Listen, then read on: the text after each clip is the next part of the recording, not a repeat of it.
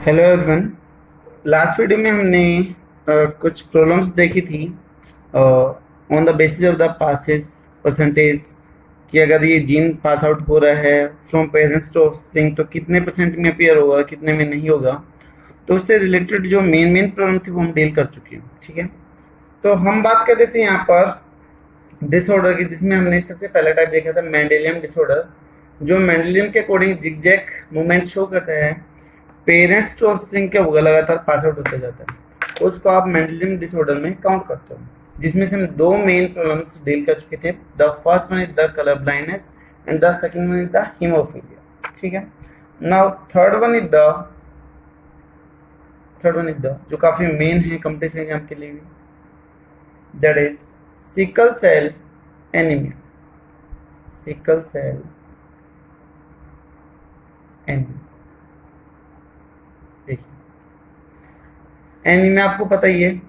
Anaemia बोलते कि खून की कमी हो जाना, एनीमिया। सिकल का मतलब होता है दराती।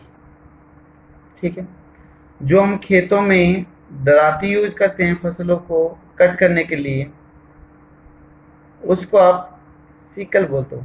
ऐसी जो दिखाई देती है ना, उसको आप सिकल बोलते हो। देखिए जनरली आरबीसी रहती कैसी, ऐसी बाई कोन के शेप की रहती है, बट यहाँ से कैसे हो जाती है, सिकल दराती की जैसी हो जाती है। ठीक है, तो इसलिए इसको सिकल सेल एनीमिया बोलते हैं, क्योंकि आप इसकी जो शेप है वो बाइकॉन के ओवल से कैसे हो जाती है, सिकल शेप की हो जाती है। In this disorder RBC shape पहले कैसी थी, ओवल या फिर बाइकॉनकेव थी, चेंज इनटू सिकल शेप। ठीक है, सिकल शेप की जैसे हो जाते हैं, जिसकी वजह से लेस ट्रांसपोर्टेशन ऑफ ऑक्सीजन होगा। So less transportation of oxygen take place, and finally patient if a person will get die at age of near about 20 years। 20 साल के आसपास होते ही उसकी क्या हो जाएगी, डेथ हो जाएगी। चाहे 18 हो, चाहे 21 हो, चाहे 22 हो, 20 साल के आसपास होने के बाद उसकी डेथ हो जाएगी। ठीक है, तो कुछ सर्वाइव करने के बाद में, कुछ जिंदा रहने के बाद में डेथ हो रहे हैं, तो this one is the example of the sub lethality. तो एक कैसे टाइप होगी, दैट इज द सब लिथेलिटी का एग्जाम्पल। ठीक है, ये जो डिसऑर्डर है that is first time observed in the Negroes, है ना। जो निग्रो पर्सन होते हैं, जो वेस्ट इंडीज वगैरह साइड के होते हैं, उनको आप निग्रोज बोलते हैं। उसमें फर्स्ट टाइम ये ऑब्जर्व हुआ था। तो first time observe in Negroes. ठीक है, due to defective gene present on कौन से नंबर का क्रोमोसोम, बोलो, पहले भी बताया था, that is 11th number of chromosome, पहले भी बताया। इसमें जीन होता है बीटा पेप्टाइड को बनाने के लिए। अब इसमें होगा क्या, पहले बार हम देख लेते हैं। देखिए नॉर्मल हीमोग्लोबिन में क्या होता है, नॉर्मल हीमोग्लोबिन में 2 अल्फा चेन होती है और 2 बीटा चेन होती है। ठीक है, और बीच में आ जाता है आयरन आ जाता है, तो हीमोग्लोबिन की फॉर्मेशन हो जाती है। बट यहाँ पर जो ये 11th नंबर का जो क्रोमोसोम है, उसका जो जीन होगा, gene will regulate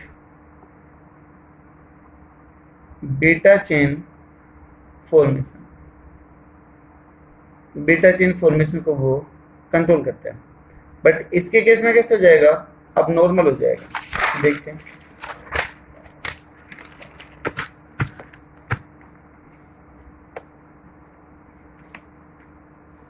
but in this disorder, gene for beta chain formation get change, वो चेंज हो जाता है और जिसकी वजह से डिजीज या फिर प्रॉब्लम कोज हो जाती है। ठीक है, this one is the condition पूछ लेते हैं। This one is the autosomal recessive disorder, जो किस क्रोमोसोम की वजह से होता है? 11th क्रोमोसोम की वजह से होता है। पूरी की पूरी लाइन काफी इंपॉर्टेंट है। ऑटोसोमल है, फिर एक्स लिंक्ड है, डोमिनेंट है, फिर रिसेसिव। क्रोमोसोम नंबर कौन सा है वो चीज आपके सामने। ठीक है, देखिए नॉर्मल जो कंडीशन है वहां पर हम ये लिखते हैं हीमोग्लोबिन ए और ए, ये वाली कंडीशन रिप्रेजेंट करते हैं। तो वो पर्सन टोटली कैसे होगा? नॉर्मल होगा। अगर मैं ये लिख दूं एच बी ए और एच बी एस, तो एस का मतलब दैट इज द सिकल से, लेकिन एक नॉर्मल और एक डिफेक्टेड है। This one will be the carrier, या फिर वो सरवाइव कर जाएगा। ठीक है, नॉर्मल की तरह ये होगा, सरवाइव कर जाएगा। बट जहां पर ही हो गई एच बी एस और एच बी एस, दोनों के दोनों डिफेक्टेड हो गए, तो यहां पर कैसे हो जाएगा? अफेक्टेड, या फिर उसकी डेथ हो जाएगी।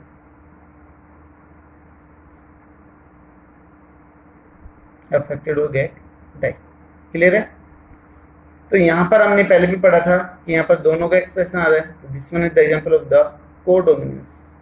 कोडोमिनेंस का बी एग्जांपल है, ये हम पहले पढ़ चुके हैं स्टार्टिंग में। ठीक है, अब देखिए जो चेंज आता है तो वो आता है 6th position of the codon, या फिर gene of the amino acid. 6th position of codon in beta chain के अंदर बदलाव। जो बीटा चेन है उसकी जो छठी पोजीशन है वहां पर जनरली होता है क्या है? Glutamic toll. नॉर्मल क्या रहेगा? ग्लूटामिक एसिड प्रेजेंट होगा कहां पर? 6th पोजीशन पर।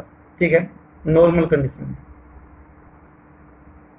बट जैसे ये जीन डिफेक्टेड होगा, ये डिजीज होगी सिकल सेल एनीमिया, तो जो ग्लूटामिक एसिड जो बनना चाहिए था 6th पोजीशन के कोडोन से, वहां पर चेंज होकर बन जाएगा क्या? वैलिन अमीनो एसिड बन जाएगा। ठीक है, और ये कैसे हो गया? अब नॉर्मल है। यानी देखिए छठी पोजीशन पे क्या आना चाहिए था? ग्लूटामिक एसिड बनाने वाला कोडोन आना चाहिए था, बट तब म्यूटेशन हो जाएगा, तब वहां पर म्यूटेशन हो गई, दैट इज द मिससेंस म्यूटेशन। बताया था मैंने, जिसमें अमीनो एसिड का नेचर चेंज हो जाए। अगर वो हो जाएगा तो यहाँ पर ग्लूटामिक एसिड की जगह पर वैलिन अमीनो एसिड आने लग जाएगा, और वैलिन है वो free OH group. Free OH group होता है, जिसकी वजह से यहाँ पर इसका बॉन्डिंग नेचर क्या हो जाएगा? चेंज हो जाएगा। देखिए कैसे? जैसे मान लो मैं बोलता हूँ कि नॉर्मल जो आरबीसी है, नॉर्मल जो आरबीसी है वहां पर है HbA, तो वहां पर होता है क्या है कि 6th पोजीशन पर होता है CTC, क्या पोजिट में आ जाएगा? GAG। ठीक है, ये अब इसका क्या होगा? ट्रांसक्रिप्शन होगा। ट्रांसक्रिप्शन, तो जो mRNA बनेगा 5 प्राइम से लेके 3 प्राइम वाला, उसके ऊपर जो कोडोन आएगा दैट इज द GAG। तो यहां से एक क्वेश्चन ये भी निकाल सकते हैं, अगर इसकी पोलैरिटी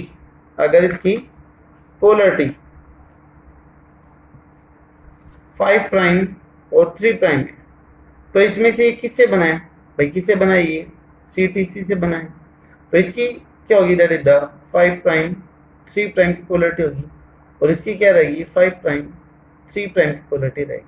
ठीक है, आपको ये आगे मोलिकुलर वाले के अंदर भी समझना है कि codon, anti codon, sense, non sense, template, non template कौन सा है, वो आपके आगे काम आएगा। अब ये जो GAG है, तब इसका ट्रांसलेशन होगा, तब ट्रांसलेशन होता है तो यहाँ पर अमीनो एसिड आ जाता है, कौन सा, ग्लूटामिक एसिड आ जाता है, make the glutamic acid. Transcription DNA से RNA का बनना, ठीक है, ये हो गया था पूरा पूरा DNA, ये हो गया RNA, और ट्रांसलेशन होता है क्या, RNA से प्रोटीन का बनना। भाई प्रोटीन की छोटी इकाई क्या है, अमीनो एसिड है, तो ये हो गया ट्रांसलेशन, ठीक है। बट अगर मैं नॉर्मल कंडीशन, ये तो थी नॉर्मल कंडीशन, लेकिन अभी मैं कर दूं अब नॉर्मल कंडीशन की बात कर दूं, हीमोग्लोबिन एस वाला चीज, तो वहां पर क्या होगा कि पॉइंट म्यूटेशन होगी। देखिए point mutation 3 prime to 5 prime के बीच में छठी पोजीशन पे कोडन था, इधर CTC, यहाँ पर गलती से आ गया CAC, तो जो T है वो रिप्लेस हो गया किससे, A से। भाई यहाँ से क्वेश्चन बनता है किसी भी तरीके से घुमा के पूछ लेते हैं कि कौन सा कोडन होगा, कौन सा एंटी कोडन होगा, कौन सा स्टैंड से बना है, ए ने किसको रिप्लेस कर दिया, या फिर टी की जगह पर क्या रहे, कौन सा किसको रिप्लेस कर रहे हैं।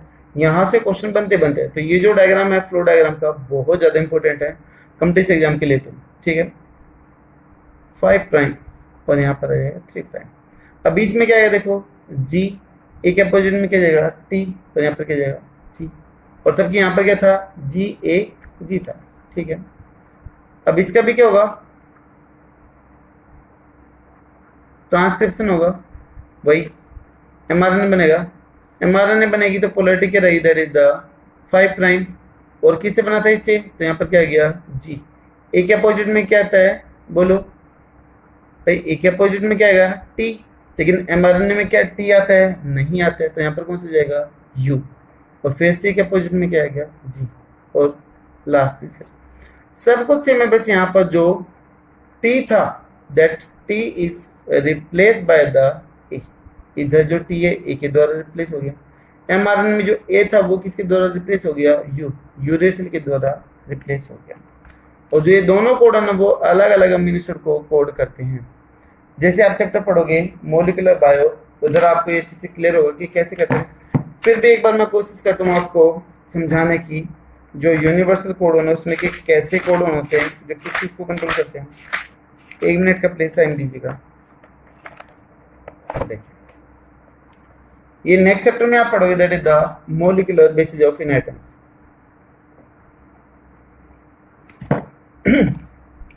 ये जो आपके सामने that is the genetic code या फिर यूनिवर्सल कोडन आप इसको बोलते हो। अब यहां पर देखिए हर किसी के सामने कुछ दे रखा है। जैसे हमारे पास में कौन सा आया था, आप देख सकते इधर कौन सा था हमारे पास में, पहले आया था GAG, और कौन सा बना था ग्लूटामिक एसिड। तो देखिए ये रहा GAG, GAG के सामने क्या लिख रखा है GLU, यानी कि ग्लूटामिक एसिड का शॉर्ट फॉर्म लिख रखा है। क्या लिख रखा है, ग्लूटामिक एसिड का शॉर्ट फॉर्म लिख रखा है। इसी तरीके से देखो जो 20 अमीनो एसिड होते हैं सभी के शॉर्ट फॉर्म लिख रखे हैं, glycine, arginine, serine, arginine, histidine, ठीक है, ये आपका लाइसिन, इसी तरीके से एस्पार्टिक एसिड, इसी तरीके से सभी के दे रखे हैं आपके, ट्रिप्टोफैन, प्रोलिन, सेरिन वगैरह, ल्यूसिन, आइसोल्यूसिन वगैरह, वेलिन, सबके दे रखे था। तो यहाँ पर देखिए GAG से बना था ग्लूटामिक एसिड। आपके सामने इधर कोडन दे रखा है GAG, और क्या था ग्लूटामिक एसिड आता है। इधर क्या गया GUG। अभी देखिएगा GUG किधर मिलेगा, ये मिल गया। GUG किसको बना रहे हैं, वेलिन को बना रहे हैं। तो यहाँ पर ये फिक्स है कि अगर ये जो आएंगे तो वो कौन सा अमीनो एसिड को बनाएंगे। ये जो आपके सामने लिखे गए हैं ABCD में जो लिखे गए हैं CUU, CUC, CUA, ऐसे आपके 64 दे रखे हैं। These are known as the codon, इनको क्या बोलते हैं, कोडोन बोलते हैं। कितने कोडोन होंगे, 64 कोडोन होंगे, जिसमें से 3 स्टॉप कोडोन है जो किसी भी टाइप की कोई भी अमीनो एसिड को या फिर प्रोटीन को नहीं बनाता है। UAA stop, UAG stop, UGA stop, ये 3 के हो गए स्टॉप। तो टोटल कितने बच गए, 61 कोडोन बच गए। जो 61 कोडोन है they make the 20 amino acid. कौन सा किसको बनाएगा उसके लिए सीक्वेंस फिक्स है। This one is the universal in nature. 1-2 exception है वो नेक्स्ट चैप्टर में हम डील कर लेंगे, ठीक है। तो आई थिंक ये शायद आपको थोड़ा बहुत आइडिया लगा होगा कि क्या है, क्यों रिप्लेस हो रहा है, क्योंकि यहाँ पर पॉइंट म्यूटेशन होने से कोडोन का नेचर बदल चुका है। तो आना चाहिए था ग्लूटामिक एसिड, लेकिन आ गया इधर क्या, वेलिन आ गया। ठीक है, तो ग्लूटामिक एसिड रिप्लेस हो गया by the valine.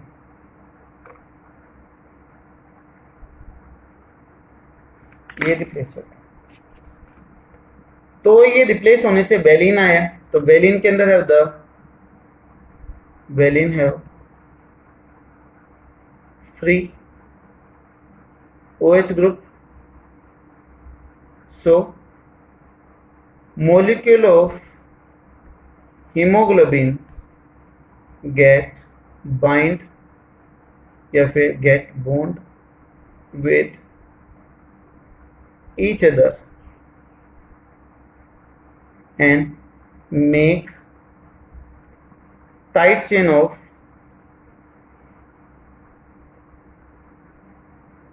hemoglobin. Tight chain of haemoglobin हो जाएगी, विच transport less amount of oxygen. ठीक है, अभी कैसे होगा वो देखते एक बार। देखिए नॉर्मल कैसी होती है आरबीसी, ऐसी होती है। ठीक है, उसमें जो हीमोग्लोबिन के मॉलिक्यूल हैं वो कुछ ऐसे रहते हैं।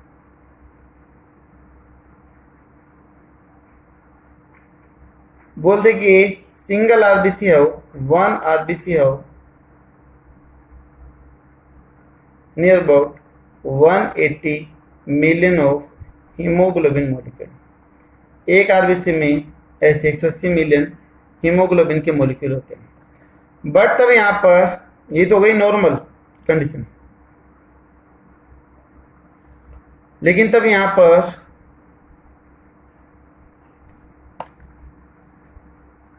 सिकल सेल एनीमी होगा, तो ये हीमोग्लोबिन के मॉलिक्यूल आपस में जुड़ जाएंगे, चेन की जैसी फॉर्मेशन बना देंगे। ऐसे यहां पर हीमोग्लोबिन के मॉलिक्यूल जुड़ गए और चेन की जैसी फॉर्मेशन बना दी।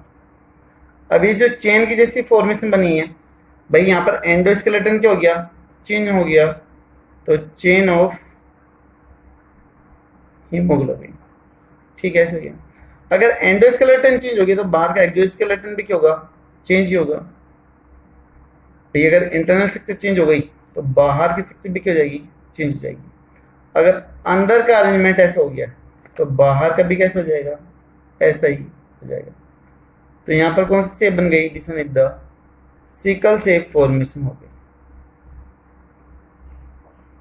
देखिए यहां पर मॉलिक्यूल पहले अलग अलग थे, फ्री हीमोग्लोबिन मॉलिक्यूल, तो सरफेस एरिया क्या था, ज्यादा था। अब ये बाइंड हो गए तो सरफेस एरिया क्या हो गया है, कम हो गया। ठीक है, तो surface area to bind the oxygen get reduced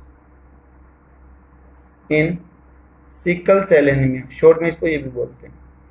that's why amount of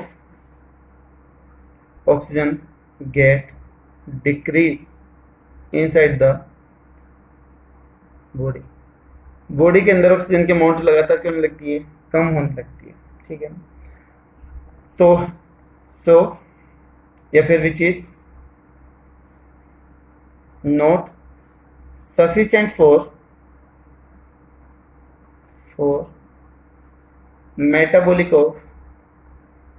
metabolic reactions of an adult person, so finally get die। इसलिए लास्ट में उसकी क्या हो जाती है, डेथ हो जाती है। अब दो तरह के इफेक्ट आते हैं, primary effect and the major effect. भाई सबसे बड़ा क्या है कि आरबीसी की शेप का चेंज होना, सिकल से आरबीसी। यानी शेप का बदल जाना, ये कौन सा हो गया, प्राइमरी या फिर मेजर इफेक्ट हो गया। ठीक है, कुछ छोटे छोटे और चेंजेस दिखाई देते हैं बॉडी के अंदर, they are known the secondary effect, या फिर उसको आप माइनर इफेक्ट भी बोलते हो। क्या बोलते हो, माइनर इफेक्ट भी बोलते हो। जैसे कि हो जाएगा यहाँ पर हेडेक, ठीक है, loss of apatite,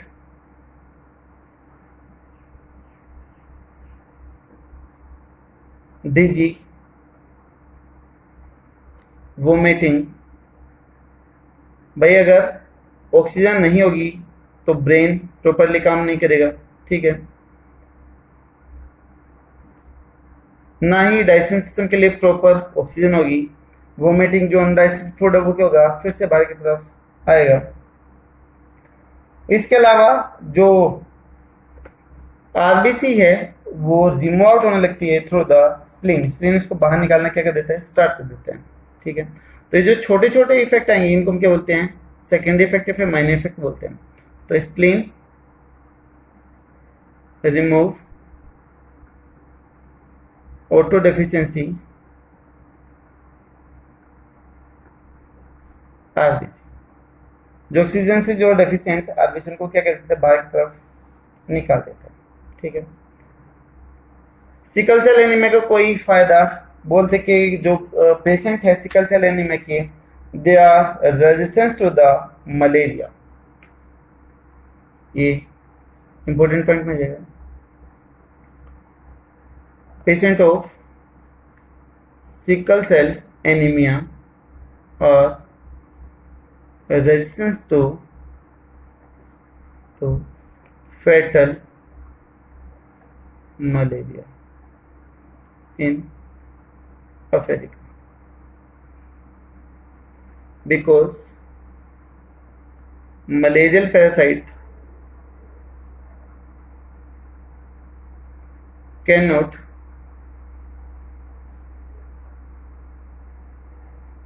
penetrate in hard या फिर tough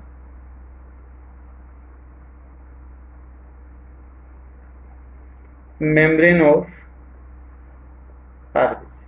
ठीक है, उसकी मेम्ब्रेन में नहीं जाएगा, तो जिसकी वजह से उसको मलेरिया नहीं होता है। देखिए, मलेरिया अगर वहां पर होता है तो विद इन 1 वीक क्या हो जाती है, डेथ हो जाती है। और किसी को सिकल सेल एनीमिया तो 20 साल में डेथ होगी। तो मतलब उसके जिंदा रहने के चांसेस क्या हो गए, बढ़ गए। तो sickle cell anaemia is an example of the natural selection.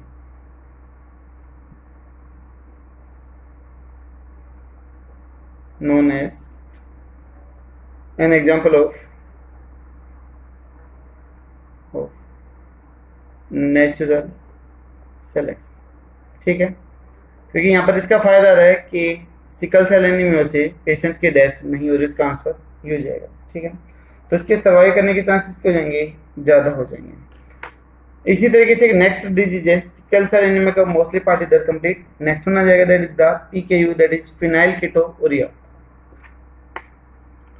Fourth disease हम डील करते हैं, that is PKU, full name is the phenylketonuria. तो देखिएगा, next disease the PKU, that is phenylketonuria. ये जो disease that is the autosomal recessive disease, autosomal recessive disease disorder है, जो 12th number of chromosome की वजह से होती है। कौन सा chromosome, 12th number of chromosome की जीन की खराबी की वजह से होती है। इसमें नॉर्मली क्या होना चाहिए था, हमारे पास में एक एंजाइम बनना चाहिए था। Enzyme name is the phenyl alanine hydroxylase. Enzyme का नेम क्या, that is phenyl alanine hydroxylase. Normally ये बनता है। ठीक है, बट इस डिजीज में पीकेयू के अंदर इस एंजाइम की क्या हो जाती है, अब्सेंस हो जाती है, अब्सेंस ऑफ फिनाइल कीटोउरिया। अब ये नॉर्मली केस में क्या करते हो, एब्सेंट होने के बाद में क्या होगा, वो चीज देखिएगा। हमारी बॉडी में रहता है phenyl alanine,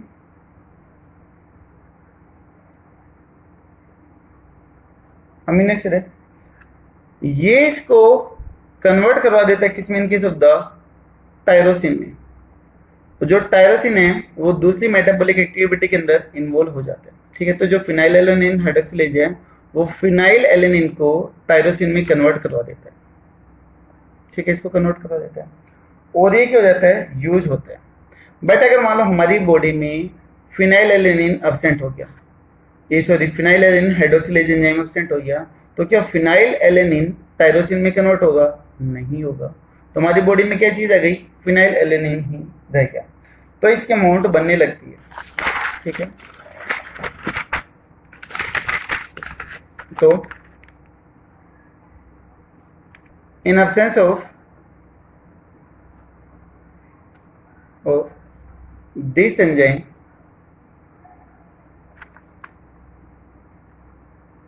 tyrosine formation get stopped and fermentation of phenylalanine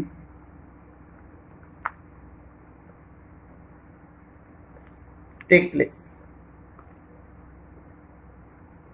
and convert into इसमें कन्वर्ट हो जाएगा, that is phenyl pyruvic acid and convert into phenyl pyruvic acid, ठीक है। और क्या बन जाएगा, फिनाइल पायरुविक एसिड बन जाएगा, और जो लगातार क्या होता रहेगा, एक्यूमुलेट होता रहेगा, विच continuously accumulate inside the body and especially in brain, और स्पेशली किसमें डिपॉजिट होगा, ब्रेन में होगा, जिसकी वजह से यहाँ पर जॉइंट्स या फिर ब्रेन की दिक्कत हो जाती है। And finally brain get damage, और जो ब्रेन है वो क्या हो जाता है, डैमेज हो जाता है, known as the pyruvic acid idiocy, ठीक है। दूसरा, जो हमारी किडनी है वो पायरुविक एसिड का कम ही ऑब्जर्वेशन कर पाती है, तो जिसकी वजह से इसका ज्यादा एक्सक्रीशन नहीं होगा, ठीक है। तो less absorption of phenyl pyruvic acid by kidney, so less removal of it, तो इसलिए इसका ज्यादा रिमूवल नहीं होगा, और ये बॉडी में क्या रहेगी, एक्यूमुलेट होती हुई चली जाएगी, जिसकी वजह से ये हमारे ब्रेन और जॉइंट्स को डैमेज करना क्या कर देती है, स्टार्ट कर देती है, ठीक है। तो ये हो गई आपकी कुछ जो एनसीईआरटी में गिवन डिसऑर्डर्स हैं, डिजीज हैं, वो हमने यहाँ पर करी है, जो मेंडेलियन के अकॉर्डिंग मूव करती है। उसके बाद में नेक्स्ट आती है कुछ क्रोमोसोमल डिसऑर्डर हैं, जो क्रोमोसोम के नंबर बढ़ने की वजह से हो जाती है। इसमें मेनली 3 फेमस नाम आते हैं, Down syndrome, Turner syndrome and the Klinefelter syndrome आता है, तो वो हम नेक्स्ट वीडियो में डील करेंगे, लेकिन यहाँ पर एक डिजीज जो हो रहा है वो करवा देता हूँ आपको।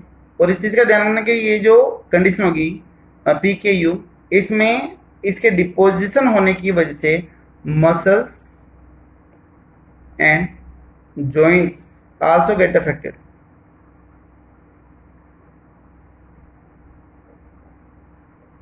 and person will be unable to walk, तो वो वॉक भी नहीं कर पाए, ठीक है। एक छोटी सी डिजीज और बोर करवा देता हूँ यहाँ पर, that is the fourth one is the alkaptonuria, ये था phenylketonuria and this one is the alkaptonuria,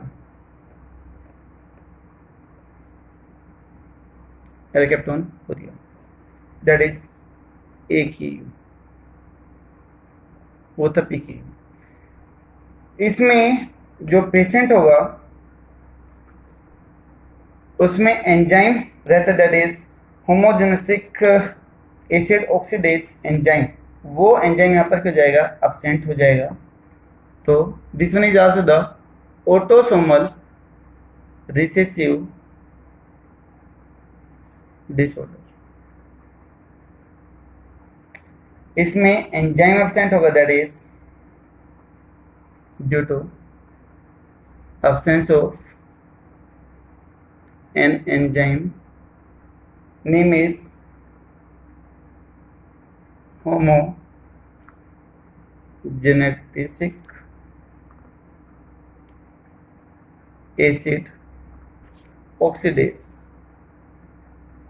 ये एंजाइम है जो absent हो जाएगा, ठीक है, जिसकी वजह से, and this one is the liver enzyme, liver के अंदर मिलने वाला एंजाइम है। इसकी वजह से होगा क्या, ये जो होमोजेनेसिक एसिड है,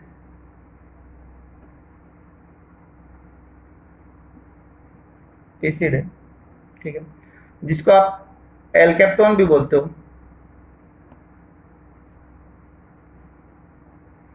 दिस वन इज ऑक्सीडाइज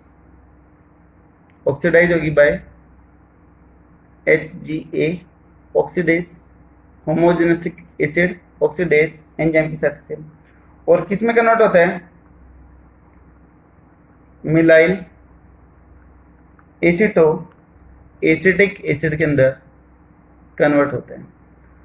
अगर ये नहीं होगा, अगर ये एंजाइम नहीं होगा तो ये प्रोसेस क्या हो जाएगा, बंद हो जाएगा, और जो पेशेंट का जो यूरिन है उसके अंदर होमोजेनेसिक एसिड काफ़ी ज़्यादा अमाउंट में रिलीज होना स्टार्ट हो जाता है, ठीक है। तो इन absence of this enzyme, patient will release high amount of homogeneous acid